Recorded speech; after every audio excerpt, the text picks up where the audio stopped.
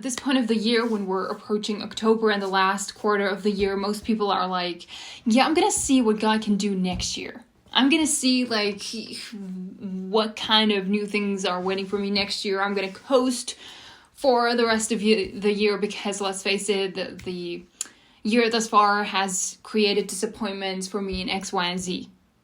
That is not the attitude that you as a feminine leader and as a beauty bringer and a devotional warrior is, and an expander take. That is not what you're here for, right? You know that things can change more in the next 3 months than they have in the last 9 months.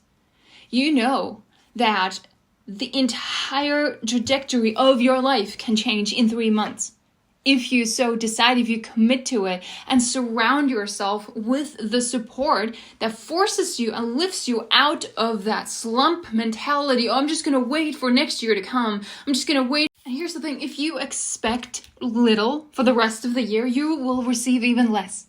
You will receive even less. You will experience even less because that is the cost of low expectations. You think you're shielding yourself from disappointment. That's what you're doing, right? We all do it. We're all doing it all the time, right? We want to shield ourselves from disappointment, so we cling to low expectations. And we think that's some kind of strategy to keep us grounded and rooted. It's actually not. You're paying a really high price for your low expectations. You're receiving even less than what you expect because of that. But if you raise your standards and you raise your expectations in a way that feels a little scary and a little edgy, let's be honest, you're going to receive so much more than when you did expect little, right?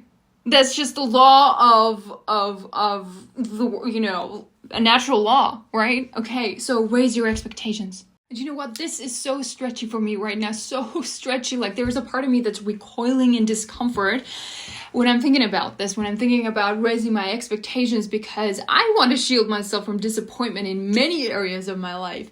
But when I walk in faith, and I know that you want to walk in faith too, right? And you perhaps you're looking at scripture, and here's the thing, like, it's not a suggestion. Hey, here, you might want to hold on to a positive and hopeful expectancy. Like, it's not a suggestion, it is actually a requirement. It's like a command. Like, you need to practice. It's part of living in faith. It's part of walking your faith out. And I know that you, as a feminine leader, you want to see these beautiful things come to pass. You want to be creating impact. So there's a tremendous cost to having low expectations. Not only are you like disrespecting what scripture is telling you, you're not actually living in faith the way you want to, and you're receiving even less. So, I mean,